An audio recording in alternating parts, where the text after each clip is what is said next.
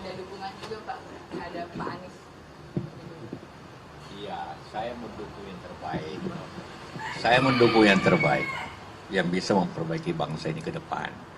Dan Anies tentunya salah satu yang mempunyai track record. Saya punya kriteria begini.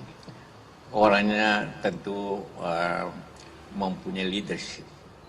Orang mempunyai kecerdasan yang baik. Karena ini bangsa yang besar, bukan? Orang teguh pada pendirian, yang ketiga punya pengalaman. Dan sekiranya semua itu dapat dipenuhi oleh Anies. Orangnya menteri, gubernur, punya leadership, rektor, lengkap. Ya, lengkap itu kan. Jadi butuh itu suatu kepimpinan yang baik. Kalau tidak ada pengalaman, bagaimana memimpin bangsa ini 270? Ini bukan Singapura, bukan Malaysia. Ini 8 kali bandingkan Malaysia negeri, 10 kali malah, hampir 8 kali lah.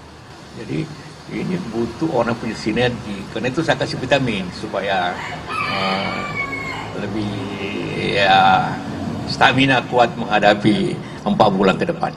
Ya.